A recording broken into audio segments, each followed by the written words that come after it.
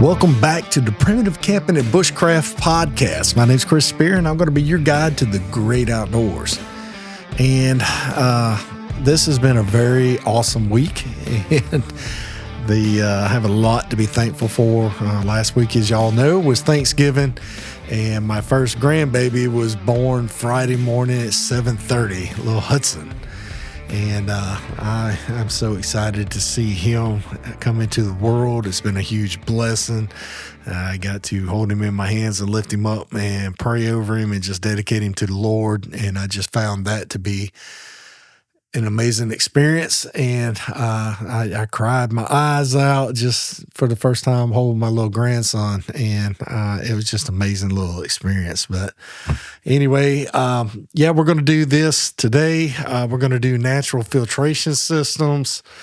We're going to cover the tripod water filter. We're going to cover the gypsy well or coyote well. And then the bottle filter. And then after that, we got one more where we're going to do the commercial water filters. And then after that, we're going to get into the fire. So what we're going to do for this Christmas season, guys, is we're going to do this week's. We're going to do next week's. And then after that, we're going to take a break until the new year. And then we'll start off season 2 of the Primitive Camping and Bushcraft podcast. So we got 2 more episodes. We got this one today. We got next week, next Monday. And then after that, we're going to put a pause on it until the end of the year, till the beginning of the new year, and give everybody some time to relax and enjoy their family, especially me. You know, I got the little new grandbaby. It's just showing up and getting to spend some time with him and my son and my daughter-in-law. So, but anyway, without further ado, let's get right into it. So last week we discussed chemical disinfection, where we used some iodine, we used some bleach, and we went out into the woods and we killed all the biological contaminants in there. And as we discussed, this method is not going to get rid of any kind of chemical contaminants. And one of the things about this is that you're adding a chemical, you're putting a chemical in to get rid of chemicals, and it's not going to work that way. Now, hopefully y'all did go and look at some of the other stuff. I put some links into the show notes, stuff like that for you guys to go out and check out, especially for the guy from BattleBox and a couple of the others, and then see what they had to offer. You know, otherwise you're not going to beat the Grail. Grail is the way to go. And when you're out in the woods. Now, I will be testing out a new water filtration system.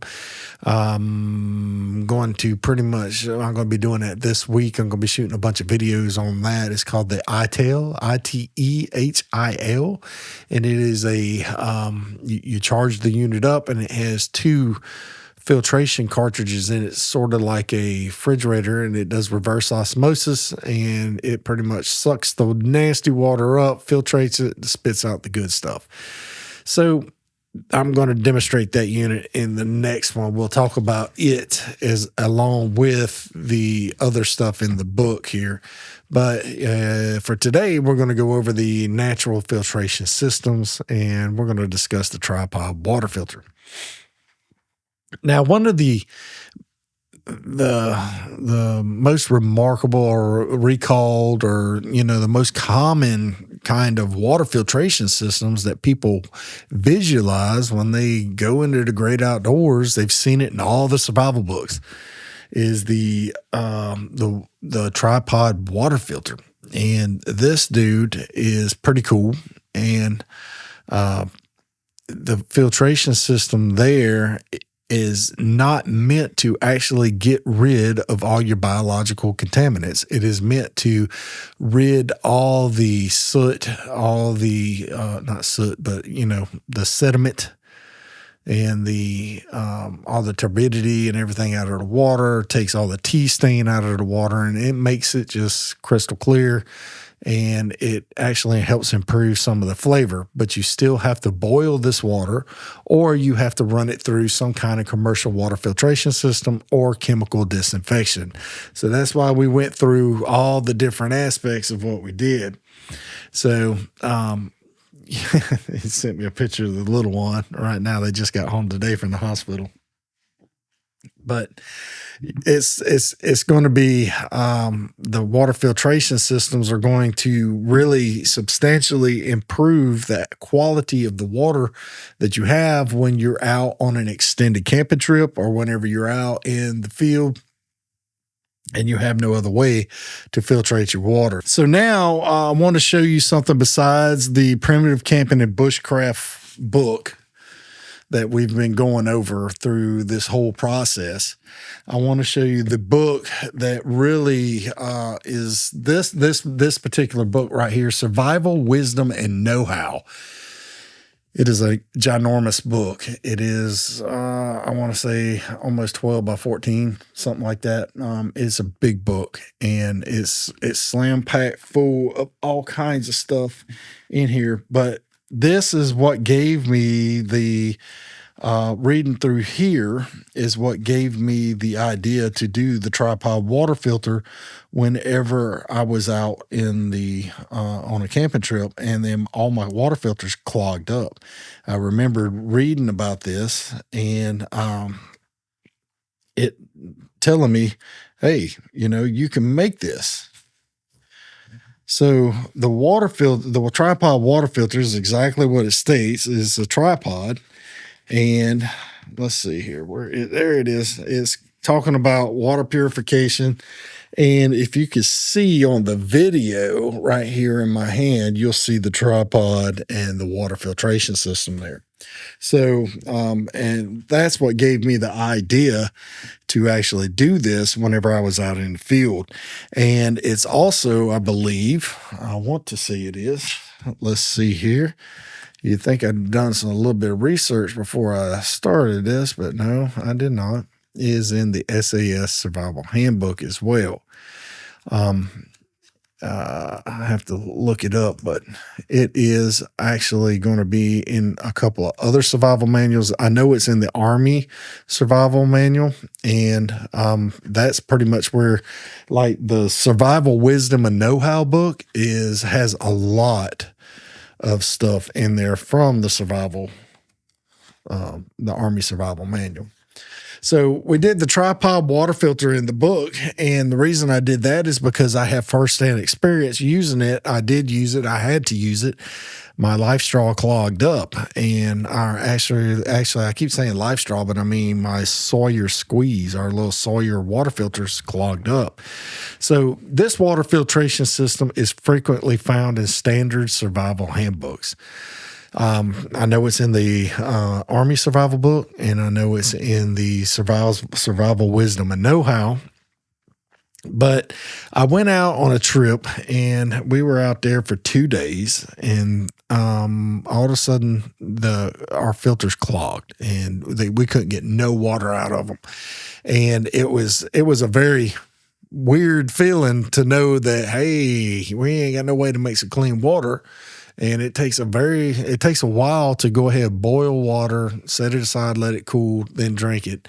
And I'm the kind of guy to where if I want some water, I'm going to get it right then and there. I don't like waiting. I'm impatient. I know a lot of you listening are, but the idea behind this filter is to create layers for your water filtration system. And if you watched anything, even a couple episodes ago, where I was talking about having handkerchiefs and using the handkerchiefs as the different layers for this system, and using a handkerchief to be the first layer of filtering your water to make it drinkable if you're going to use a commercial water filter. Then I have 3 of them with me, or 3 or 4 handkerchiefs. They don't take up no weight. They don't take up no space, and they're always useful for something, whether it be a rag to take a bath with, whether it be just having a rag to pick up hot objects with, stuff like that. And the handkerchiefs are so useful. They're multi-use items when you get out into the woods. You can get them on various neon red, orange, or, blaze orange, or hot pink, some kind of color that's not available in nature, to where you could do signaling for help or something to that effect. So step 1 with this natural filtration, the tripod water filtration system is that you're going to build a tripod for your water filter. The first thing you need to build is the tripod. And so we're going to cut 3 equal length sticks, straight as possible, and approximately 6 feet long. You're going to lay the sticks down and loosely tie some bait line or paracord or something, some kind of cordage around the end of it. It could be vines. It could be natural cordage that you made. It could be if you found a waste, a disposed plastic bottle and made some cordage out of that. It could, whatever. It does not matter what kind of cordage you tie this thing together with. So what I like to do is tie it loosely around the 3, and then take the middle one and flip it out and over. And when it cinches down, it will clamp down on all 3 of those sticks. And you don't have to sit there and tie lashings and stuff like that. And then you just flip it over and it's good to go. You just do a real loose loop around those 3 sticks. And when you flip that one over, it automatically tightens up. So that's step 2. Flip the middle stick over 180 degrees, and this will tighten up the cordage around the tripod, and you will have it all lashed together. Now, step 3 is you're going to tie your first handkerchief to each leg near the tripod's top.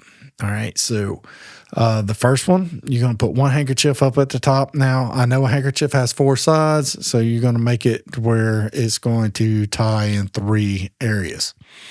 You're going to turn that square into a triangle, and you're going to tie that. And what I typically do is I will take the corner edge of the handkerchief that I want to use, and I will add a acorn, a small rock, a piece of dirt, a piece of stick or something like that into the handkerchief, fold it over, and then put a slip knot on the string on the outside, and that way it'll be secured. The same way you could put any kind of guidelines or tie-outs on a tarp that doesn't have grommets. You could do the same thing using an acorn or rock or marble or whatever.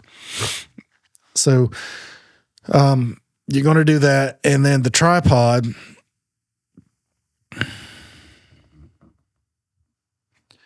so with the tripod, you're going to drop down about 16 inches and secure your next handkerchief. And then you keep doing that until you have 3 tiers. Now, a lot of people will tell me you don't need this, but you're going to fill the top one with grass. You can fill it with grass. And that's just to catch some of the nastiness or whatever, and it's going to filter. It really has no purpose other than to catch the large debris, the large stuff, and filter out the large stuff through that handkerchief. Next, we're going to pull out the logs from our fire, and we're going to scrape the black charcoal off. We're not going to scrape the white ashes. We don't need the lye and all that in the white ashes, but what we need is the charcoal that is on the wood. It doesn't matter if it is a resinous wood or not. The charcoal is completely burnt wood, and so you want to go ahead and scrape that charcoal off of this wood. Now, you want to get as much as you can. You want a lot of charcoal. So you might be sitting there for a while. Your hands are going to be black. Your equipment's going to be black. You can scrape them right into a handkerchief or some sort or some kind of container. And then you're going to take that and pour it into the center handkerchief. Now you have 2 levels. The top level you have grass. The middle level you have charcoal. Now we're going to get to the last one, sand. You typically by some sort of water source, you can find sand and, find pulverized rocks, sand, some fine dirt, something like that. And typically around water sources, you should be able to find some variation of sand. I know that's not going to be typical of all places. I realize that some places you can have rock shell, something like that, some kind of medium that can filter out the charcoal from the water. And that's all the sand's going to do is just take that charcoal dust back out and take all the nasty out, because the charcoal is going to absorb some of the nasty flavor and stuff like that of this water. Now, You find here in the South, sand is extremely plentiful. We have sand everywhere. Matter of fact, South Mississippi does a lot of sand that they ship off for these fracking jobs. They'll put it on rail cars and send it all over the world, And so, especially for beaches, Mississippi has one of the longest. All of Mississippi's beachfront, I think it's about 80 miles, something like that, is man-made beaches, and it's all sand that they have produced, dug up or dredged or whatever. And then when you get into the woods, the beaches, the sand, is typically by the streams, lakes, rivers. You can find sand everywhere. Now, I know this is not going to be typical for all places everywhere, but sand can be found if you look for it hard enough. All right. So now we got our sand, we got our charcoal, we got our grass. Now, what we're going to do is we're going to go collect us some water. And we're going to take that water and we're going to pour it into the top of where the grass is very slowly. And you pour it in, and that water is going to come down, and it is going to go into the charcoal. And then once you go into the charcoal, it's going to pour down into the sand. And once you pour down from the sand, it's going to pour into a container that you're going to have set under the bottom to collect your water. Now, the first time, maybe the first couple of times, it is going to be it's going to be milky color, like a milk colored. Grayish white. And so you just run that back through a couple of times. You can discard it if you want or whatnot, go collect you some more water from somewhere, another water source. But what's happening there is you got to get the charcoal wet, activate to get it to work correctly. You got to get the sand wet to get the filtration system there to work. And so all that milky, nasty stuff is coming from the charcoal on the sand layers. Now, once the water starts coming through there, it's going to be like you'll pour it in at the top. It'll be kind of clear. It doesn't matter. Whatever water you collect from everywhere in small portions when you pour it out is somewhat clear.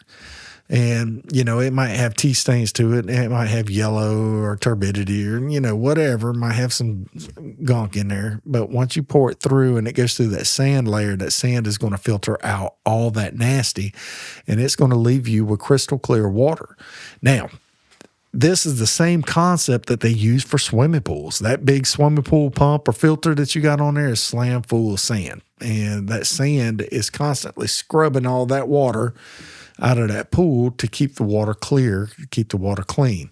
You have to add some chemicals and stuff to it in the swimming pool to keep it clean and clear for longer, but it's the same concept as forcing water through the sand to clean the water out, to force it out to have crystal clear water. Now, the bottom layer tends to raise the most questions in this is because in the survival books, the sand is the middle layer. Well, in my real life experiences using this water filtration method, I found that it didn't work too well. With the sand in the middle, all the water was charcoal. It was complete black water by the time it got down to the container. And so what we did is we swapped it. All we're trying to do is clean it out of the nastiness. We're not trying to kill any biological contaminants or any kind of contaminants. We're just trying to filter out all the grit, the grime, the nasty, the tadpoles, all the extracurricular activities out of this water. And then we're going to boil this water. We're going to use a commercial filter to actually drink it. So now you have to run it through a couple times, and it will work. I promise you, this will work. I've done it several times, and this method will clean your water. But you have to boil the water. And a lot of times people are like, why would you even do this if you still have to boil the water? Well, to clean the water. The charcoal actually helps improve the taste, and the water will actually help help your water filter last longer by doing this method, cleaning it, and it gets all the nasty out of it. It will actually prolong the life of any one of your water filtration methods, water filtration filters, any of your commercial water filters. So it will actually prolong the life of it. So next, we got the Coyote water well, or the Gypsy water well. I had somebody get on to me, and they're like, "Hey, you can't say Gypsy." I'm like, "Dude, I can say whatever I want. This is my show. See ya." I'm like, I'm so sick and tired of the wokeness and the politically correct bull crap. I mean, come on, give me a break. If you don't like the term I use, go somewhere else, watch somebody else, listen to somebody else. I don't care. I'm sick of your garbage. So it's called a gypsy well. That's what I've always had it called. That's what I'm going to continue to call it. I had a friend of mine tell me that in Exodus, I believe it was, or Genesis, I put it in the last one, I can't remember. He said, hey, during the plagues of Moses, Genesis. So during the plagues of Moses, where they turned the Nile River into blood, the Egyptians would go up and down the river and dig holes to collect water to drink out of that would filter the water to drink it. And so, so he said, instead of a gypsy well, would it be called an Egyptian well? Yeah, it could be, but water wells are water wells. It doesn't matter. Jacob's well, everybody heard of Jacob's well from the Bible. He dug a well, and, all these water wells were dug, and they dug them down deep. They lined them with something, and they let the water naturally filtrate into these wells, and they put buckets down in there, pulled the buckets up, and drank. And those are common throughout history, throughout the world, throughout every continent on the planet has a water well. 90%, I don't know if it's actually 90%, but we're going to say 90%. 90% of the United States population gets their water from a well. And, people may not realize that when you're drinking some of the community waters out there, you're drinking from a well. They have wells dug that they pump this water up into these towers, and then they add chemicals to the water, and then it comes out to the houses. And it's a pretty interesting thing, but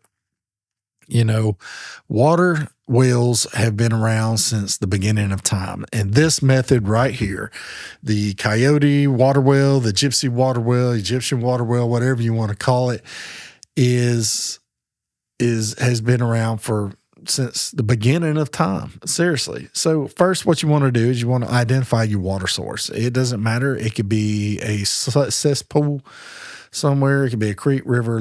It could be a mud puddle. It could be some water source. Then you're going to dig a hole about 3 feet away from your water source. Now, if it is clay and dirt, you're going to dig about 3 feet away. If it's sand, you're going to dig about, let's say, 8 feet away. And the reason why is because the sand is a little bit looser, but it eventually will filtrate everything through it. Now, Clay Hayes did a video where I think we posted this on a recent episode where we were talking about this. But, if you take this method and you dig it and you let it settle and you scoop it out and you drink straight from it, you are less likely to be contaminated with E. coli than drinking straight out of the creek, river, stream, lake, bog, or whatever. And so that's what makes this method so effective. And I've used this method thousands of times in my 50 plus years of being here. I have used this method thousands of times, and I have drunk water this way so many times. It's crazy. And this is the way that I do recommend to actually filtrate your water. If you have no water filter way, you have no metal container to boil water, I do recommend you get your water this way because it is the safest of the methods to drink in the wild. And once you've dug your hole 3 feet away, and you dig it till it starts filling up with water, and then you just let it sit. And you let it sit until all the sediment goes away. Now, you can scoop all that sediment out and then let it fill up again. And once it's undisturbed, you let it fill up again, then you're good to go. All right. And so you have a way to drink water. Now, everybody's seen the water bottle or the water bottle filter, where somebody takes a 2-liter water bottle, and they got this guy on TikTok, Instagram, all these. He's a Russian guy, Dmitriev or whatever, but he steals everybody's videos, and he has stolen every single survival video out there, and he's got millions of followers, and every one of his videos were stolen from somebody else. He gives no credit to nobody for no reason and anything like that. He's, it's one of those, he's making money hand over fist, but he don't give credit to the people he steals the stuff from. And one of those that he steals a lot of stuff from is the Woodsbound Outdoors, John over there, but it's all good. We talked to him about it. He's like, hey, there ain't nothing I can do about it. And then I put a video out 2 days later, he's going to make the same video, and so, I mean, it's crazy.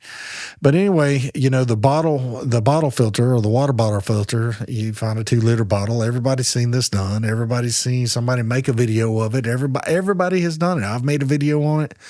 And a lot of it is giving credit to the books that we read it out of, the survival books that we read it out of, because everybody has done this. If you're in a survival space, 99% of you have done this. But anyway, you're going to take a 2-liter bottle or 1-gallon bottle, some kind of soda bottle, something to that effect, and then you're going to put a handkerchief around the opening or the spout, where the water bottle screws on. And then the lid screws onto the water bottle. And then you're going to cut off the bottom or the butt of the bottle. You're going to flip it up where it's mouth side down. And then you're going to fill the bottom third of the bottle with sand. So once again, you have to have some sand for this. You're going to put some sand in there, and then you're going to throw in some charcoal, then a little bit more sand, then some charcoal, then some sand, and then some grass. And so, by the time it's done, it has hit all these layers, and it is filtrating out all the nasty and the extracurricular activities that would normally get you sick, but I still would not drink it. I would still boil this water. All this is going to do is clean the water for you to drink. It's going to clean it, get it rid of the turbidity. It's going to get rid of the tea stain. It's going to get rid of the taste. The charcoal will actually absorb the nasty taste of the river and give it a clean, awesome, nutty flavor. So there you go. All right. So that's it for the water bottle filtration system. You're going to hang it up. You're going to fill it up. You're going to do the same thing you did with the tripod water filter, and you're going to discard the first little bit, and you're going to keep processing your water through there, collecting it in some kind of container. Then you're going to boil it, or you're going to use your commercial water filter. Speaking of commercial water filter, that's what we're going to get into next time, and that's going to be our last subject until the new year. And it's going to be a doozy. We've got a lot of things to talk about in that one, but we're going to go ahead and cover that, and then we're going to take a break till the first of the year. So if you like this, go ahead and give me a thumbs up, and leave a comment, leave some kind of review wherever you're listening to the podcast at. And the podcast is growing. I'm growing every week. More and more people are downloading this thing. More and more people are liking it. More and more people are watching. But by the way, guess what? The Primitive Camping and Bushcraft Blend coffee has now hit the shelves. We are selling this stuff hand over fist. This stuff is flying off the shelves. So if you want some for Christmas, you need to go ahead and order it now, because I can tell you right now, this stuff is very popular. We are extremely excited about this, and I want to thank everybody, the thousands of you that have already come and ordered this stuff, because this stuff is flying off the shelves. I never thought that it would be as awesome as it is, and I really appreciate all the support for this. And we got K-Cups here, and we got the ground. You can select what kind of ground you want. If you want a fine ground, a coarse ground, you want regular beans, you want the coffee, the K-Cups, you want whatever you want. There's different sizes. You got 6 ounce, 12 ounce, 2 pounds, 5 pounds. The beans come in 5-pound bags, and you can get set up on a subscription. That's where the majority of the folks are doing, is they're getting a month-to-month subscription where they're constantly being filled with the Primitive Camping and Bushcraft blend coffee. And like I said, I want to say thanks to the thousands of you that are actually buying this stuff, and I really do appreciate it. And like I said a while ago, if you want some, put your order in now or you're going to be missed out. These are perfect for gifts. This little bag is $8. It is a perfect little gift for Christmas. And so, I mean, this is a 6-ounce bag that I'm holding in my hand, and that is plenty of coffee for a gift. So, all right, guys, I thank you so much for following me along with this adventure, and I really appreciate all the support that I'm getting from you guys. And I will see you in the very next video and in the very next podcast. I hope you have a blessed day. We have so much to be thankful for. God bless you.